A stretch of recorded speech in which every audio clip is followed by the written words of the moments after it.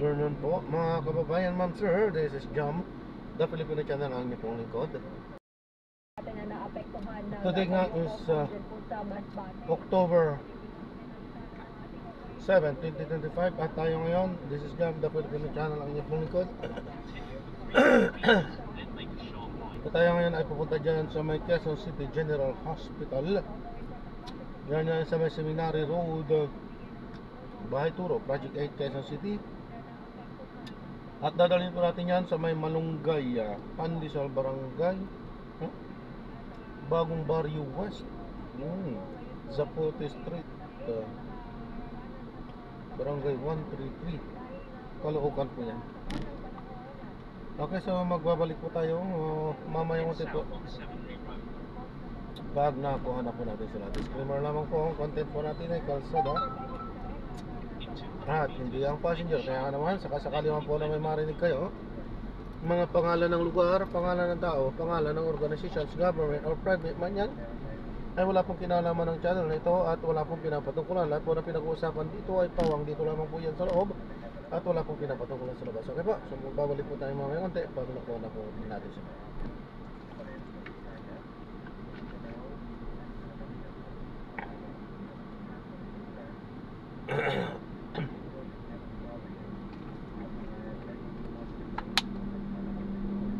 In 80 meters, make a sharp right.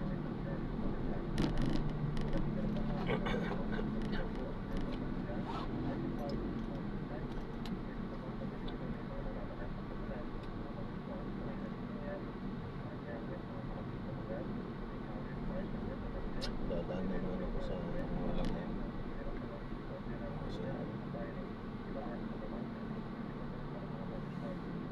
Keep left at the fork, then enter the roundabout.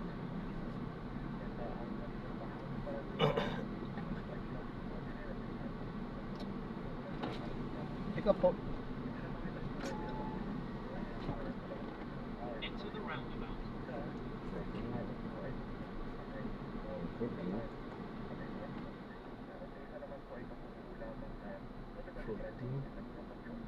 You have arrived at your destination.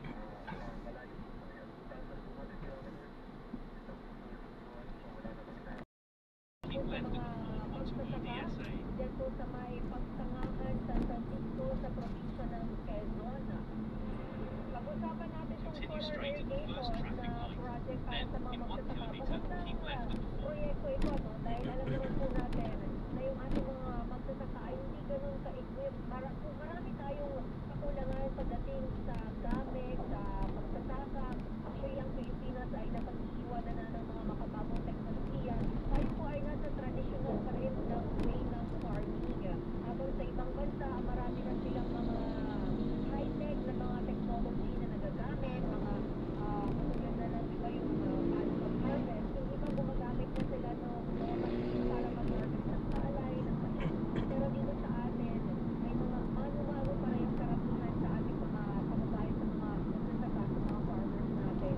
Pero hindi natin sure, hindi naman natin nakikita. Baka may ilang mga lugar na somehow mayroon na kahit pa paano. Pero sabi ko nga, dapat inuwanan majority, yung mataas na porsyento pa rin, ang hindi pa rin talaga makaagap ay sa mga bagong teknolohiya. Ito po sama ng panahon, maalis lamang po sila ng opo, baseball.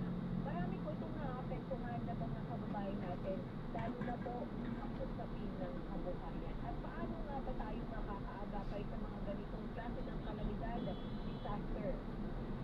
At alamin natin, dahil itong solar irrigation project, paano ba ito makakatulong sa ating mga kababayan, lalo na po sa ating mga kababayan magsasaka na sa ating linya para pag-usapan itong solar irrigation project para sa ating mga magsasaka, si Engineer Kevin Bicol Delfino.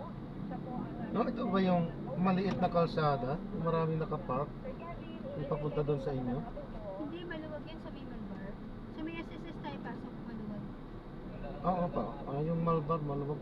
Pero yung doon sa pagka... maluwag din pa. Oo, maluwag naman. Ginagawa lang ang kalsada. Kaya walang mga cars. Ako, Sir Kevin, maganda itong solar. May napasukan kasi ako dyan, hindi ko na matanda na sobrang sikip, ang dami nakapark. Bawal na eh. Very brief lang po. Ano po itong solar irrigation project? Bawal ulit. Oo. Bawal ngayon, bukas hindi na. Hindi consistent. If I may share lang po sa inyo. Sa amin, actually, 4 years in the making po ito. Hindi po talaga namin pinigilan. So, pandemya pa itong proyekto ito. Ginagawa ng mga Japanese counterpart po namin sa Brazil. At saka, ito na rin ang aming Rotary Club dito sa District 800 sa Pilipinas. Ngayon po, ito pong solar irrigation project para sa Magsasaka is comprised of around 46 kilowatt solar panels, and ang pinapatak nito is 20 horsepower ng pump. So, una po, nung wala pa yung solar irrigation project, ang ginagamit po ng mga magsasaka para makapag-irrigate is tubig ulan. So, that is, siyempre, rainy season sa atin, isang beses lang naman sa isang yun po yung source ng kanilang patubig. Ngayon po, kapag titig po ng para dumami yung profit nila, ang ginawa nila, naglagay sila ng diesel motor pump, powered by diesel engine. So, ito naman, siyempre, kailangan nila gumastos sa gas. Yung kita nila, minsan, doon na pupunta kapag mataas ang presyo ng diesel o ng gas. So, ito pong project na ito, libre po yung kuryente. Dahil po medyo nasa two parts sila ng kanilang bayan. So, para nila, yung kuryente medyo hindi ganun kabilis, kaganda, hindi niya. Parang tatakbo ito. Ngayon, sa tulong po ng Japan, at sa technology din na design natin dito, so nagawa po na isa po ito para sa kanila. Around 50 hectares po. Wow. Yung nabibigyan ng benepisyo ng na to. Tawag dito na solar irrigation. Opo. So yun po, kami po ay talagang malaking pasasalamat din sa Cebu North para sa kanilang tulong na ibigay. At talagang basta gusto po, talagang alagaan po ng mga beneficiaryo ng magsasaka ang solar irrigation project na ginawa natin. Sir Kevin, nabanggit ko 50 hectares yung kumbaga yung nag-benefit, napapatakbo itong solar irrigation project na to. Ilang magsasaka po ito na natulungan po natin through this project, at meron pa po ba tayong mga naka-line up ng mga susunod na lugar na pwede natin matulungan? Kasi napakalaking bagay po nitong solar irrigation project na to. Katulad po na nabanggit niyo, hindi lahat po ng lugar sa ating bansa ay kayang magpatakbo or may sapat na supply ng kuryente para po sa mga ganito po.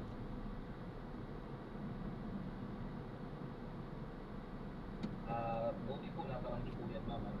Ang project po na ito ay hindi lang po nagtatapos dito. Sa totoo lang, dahil meron pong clear strategic planning ang aming distrito ngayon, talaga pong yun ay aming sinamantala para mas lalo pang makapagbigay ng ganitong klaseng servisyo sa iba nating lugar pa dito sa Pilipinas. Hanggat may napagkukunan tayo ng resources para sa mga project na ito. So, ang incoming po namin dito is sa solar irrigation is sa Pila and sa Nueva Ecija, Dibencio, yung aming na mga naka-line up na projects para solar irrigation. Yung sa Quezon naman po, in terms of sa dami ng beneficiary, about 50 hectares, if I'm not mistaken, that is around 40 families. Wow, ang dami na. 40 families of farmers na part ng asosasyon na nag-aalaga po doon, yung Pangsangaan Irrigators Association. Alright. So Sir Kevin, ito ay libre na inaibibigay natin sa ating mga kababayan.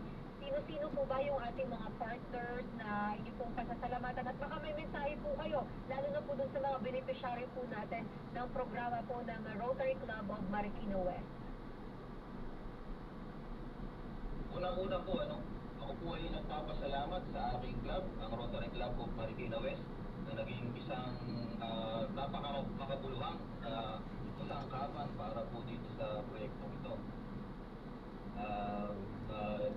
Our past president, also all the others, the past district governor, Bob Solis, siyempre yung presidente po during this term na nag-commence ito is our president, Attorney Magno Pagpawa. Nagsimula pa po ito actually on the other past president, which is past president Remy Domingo, Vincent Bartolome, and Paul Chua. And also, siyempre, po sa aming counterpart sa Cebu, tumulong po para makatagbigay ng pondo sa ganito klaseng kagandang solar irrigation. Yun po. Yung other projects po namin, actually, na incoming dito is ito sa Kalabaw din. Which is talaga pong malaki po ang aming focus sa mga komunidad ng mga magsasaka dahil po kami naniniwala na ang Pilipinas is a highly agricultural country na dapat na pagsakapin natin para talagang lalong mas magbunga ang ating ekonomiya. Sir Kevin, napakaganda po ng proyekto at sana mas lumawak pa po ito at mas marami pa po kayong matulungan.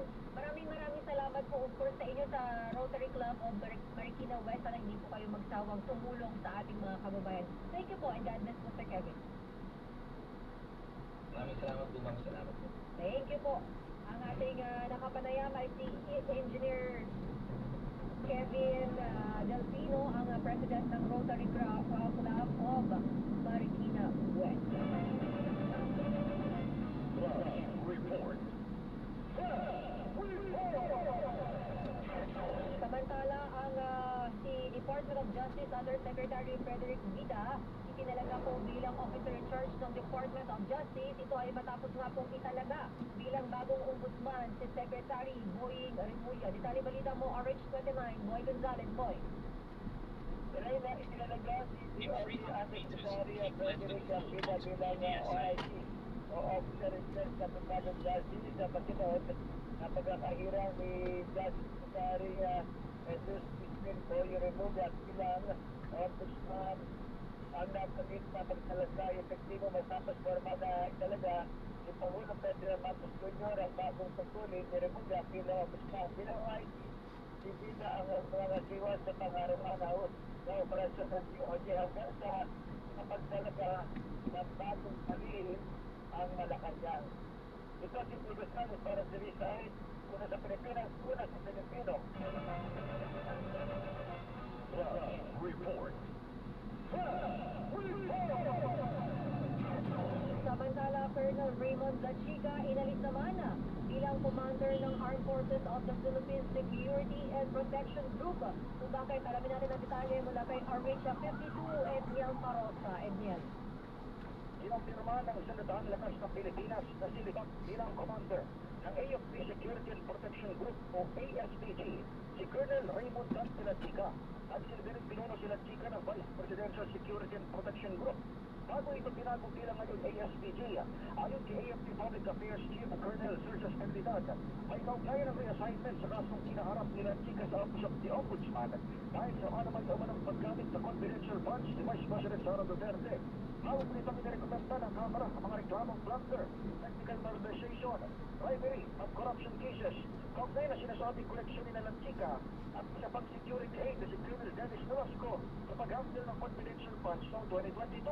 Sa ngayon ay binalik na si Lachiga sa kanyang regular na assignment bilang miyembro ng Philippine Army habang magsisilbi naman acting commander ng ASPG, si Lieutenant Colonel Joseph Israel Eliosida.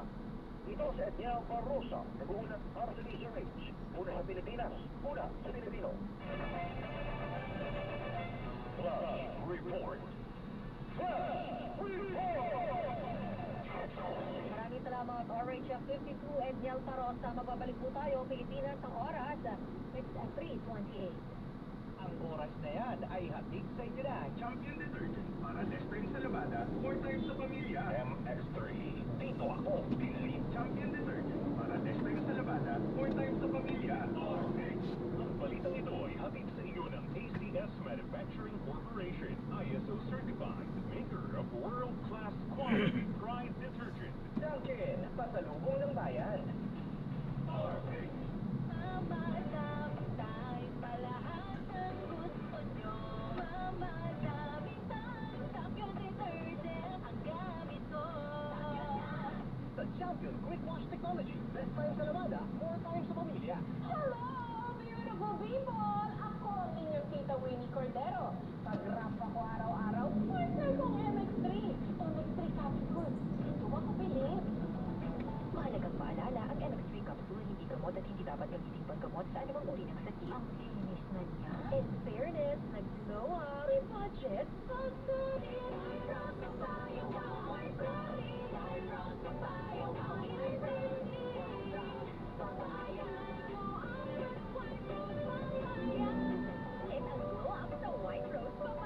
May papaya.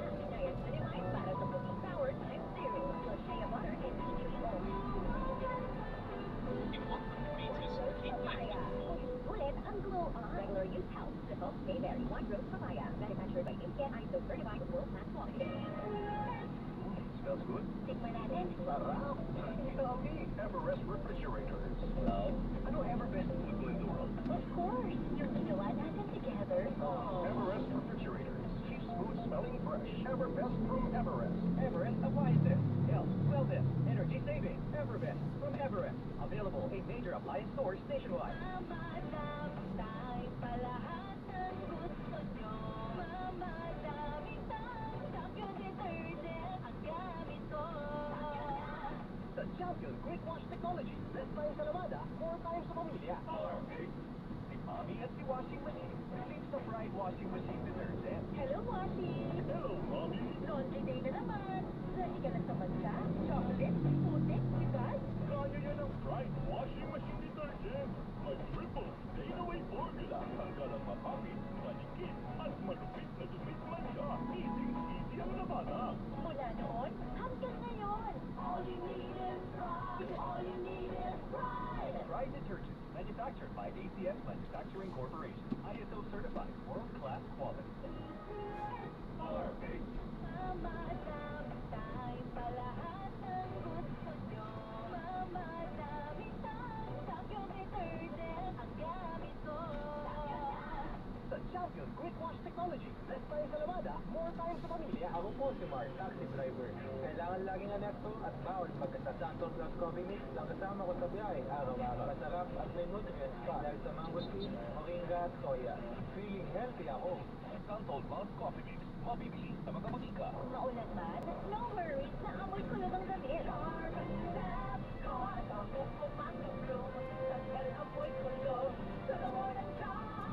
Charm Bath Conduit Blue Fresh Technology. Yung 99.9% of kulot-causing bacteria tested.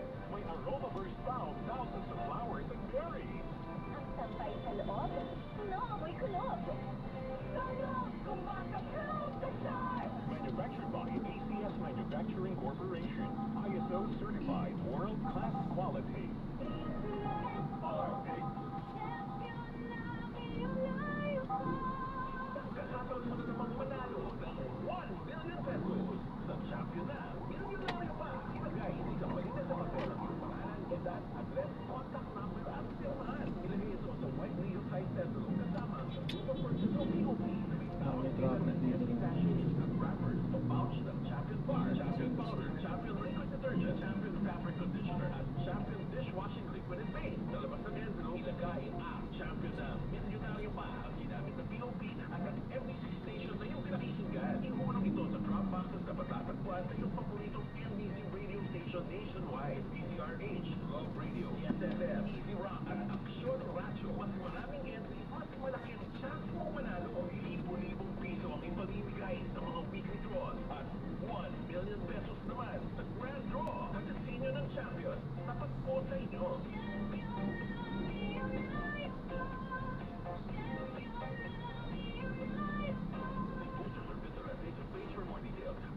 Continue right on the meters, then turn right onto General Motors. SCP-5097, series of 2025.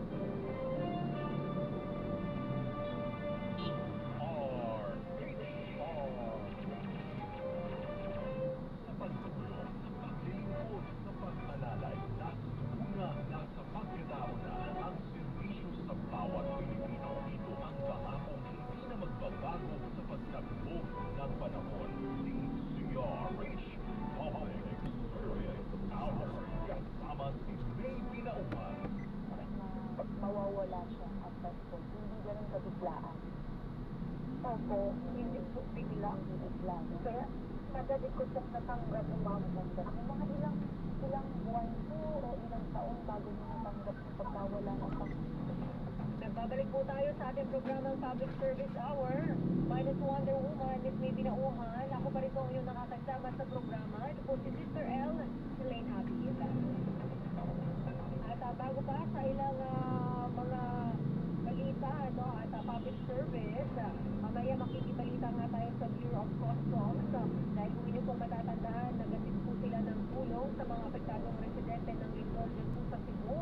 At marami-rami po silang mga ipinaabot na tulong, 100 na sako ng bigas, mayroong 56 na rapid emergency tents, may 1,087 na mga assorted tents, at meron pong 50 units ng mobile power supply, at may portable toilet na magagamit nga po ng mga residente na naapektuhan po ng lindol dyan sa Cebu. At sabi po ni DOC Commissioner Nico Maceno, sila po ay hindi po dyan nagtatapos ang kanilang tulong, at magdadala pa po sila ng mga karagdagang tulong dyan po sa Cebu. At maliban nga po sa kanila, ang ating team ay pupunta rin dyan sa Cebu para magbigay po ng tulong. Pero mamaya pag-usapan po natin yan, puntahan muna natin ang update mula sa Senado. Desisyon ni Senator Ping Lacson na mag-resign bilang chairman ng Senate Blue Ribbon Committee. Nire-respeto daw po. Ayon yan kanino? Sino nagsabi dyan? Sa statement na yan, alam niya rin ba kay RH28, Raymond Paas, kay Raymond? Ginagalang ni Senator Lito Lapid ang desisyon ni Senator Pangulo Ping Lacson na mag-resign bilang chairman ng Senate Tourism Committee. Pagkaman sabi natin kung lang di kinayang siya rin, alam niyang kayang pamunuan ni Lacson ang committee. Sabi natin crucial para ang masusunod ay kustubinya para tulog si Lacson bilang chairman ng Blue Ribbon dahil bihasa ito sa pag-iimbestiga bilang acting chief ng Philippine National Police. Ang alam na malinis ang kanyang record, pero kamanay baka sila magagawa kundi executuhin ang kanyang desisyon. Sa namunang panaya may kinumpirma ni Lacson na final answer na ang kanyang resignation at wala na makabitigis pa rito. Kahapon ay nasunod na siya ng resignation letter kay Senate President Tito Soto. Narito si Continue straight into the first intersection. Then, in 80 meters, turn right. Pero kailangan siya talaga na alam naman natin straight yan.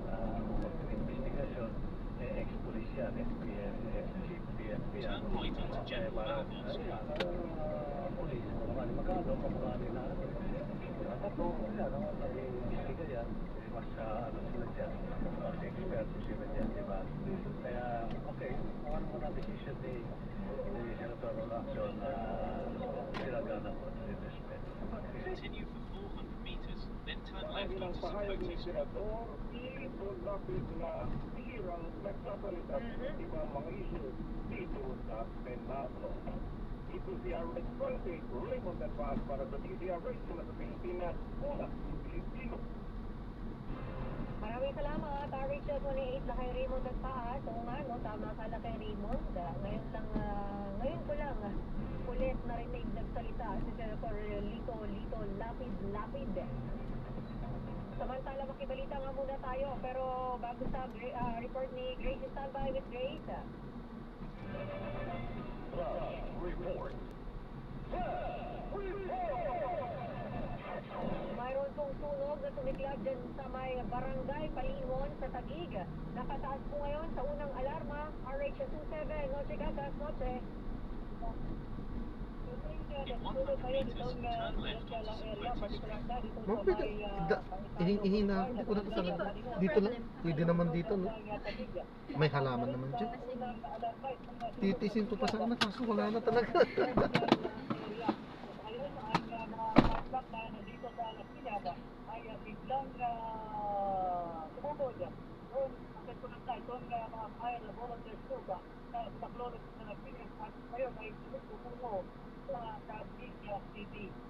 Under control na itong tungkol naman.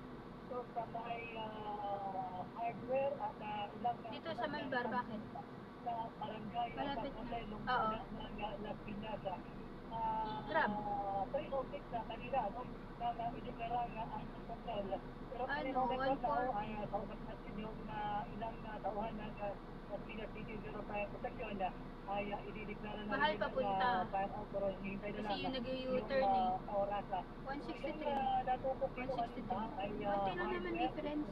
Alis ka na, magmamahal, mag-rush hour na. lumaki yung apoy dahil Kanino? hardware ay halo-halo. Meron mga Kanino? hurricane, mga pintura at ang Hindi iba pwede, pa ibuko na lang ikaw. tatlong palapag na bukali. Gusto mo yung kulay green? Palapag. Sige. Merong Pag-uwi ko. simbahan, na church fellowship. So, hindi naman yung pinakabahan kanina na yung leader ng mga sektor. Hindi naman naglamay dahil binantayan naman po ng mga tauhan ng Las Piñas City Bureau of Fire Protection. Thank you po ma'am at sorry po Na lugar. Ngayon, ay patuloy tayo bibigyan ng Las Piñas City Bureau of Fire Protection. Pero kanina may nakakita tayo na pinapagin ang yung nag-start na dahil sa materials ng ilang In 80 meters, turn left. hardware kaya agad pumalat dito sa naturang sunog. Nakaproblema din kanina yung malakas na hangin kaya yung apoy biglang sumikit sa kapatid na bisali kung saan ay nakabukas yung mga bintana pumasok naman doon yung apoy sa bisali at tapos yung laman itong third floor ay mga light na In materials 40 na mga meters, plastic you will arrive at your at mga destination. RCW. So, buong third floor dito sa tabing hardware ay dilamon ng apoy. Patuloy ang investigasyon. Doon na po sa red na gate sa kanan. Sige po. Thank you po. Ito po, ayan po. God bless po ma'am. Hindi naman itong one way down ma'am. Pwede yung bumalik. Kaliwa. Ayan, pwede dyan. Ito, itong kaliwa na to. Salamat po ma'am. God bless po. Double check po. Baka may naiwan. Ayan, so na-drop na natin sila. So maraming salamat po sa panonood. Hanggang sa muli, ingat po at God bless. Paalam po muna. Pansamantala at tayo ay gagawa na ng ibang video sa ating susunod na misyon. Paalam po muna. Pansamantala po sa This is God pa rin. The Filipino Channel ang inyo po nito. Paalam po. At ito pa, isa pang balita, puntahan nga muna natin sa dahil yung ating mga magsasaka kanina, meron tayong na-interview ang Rotary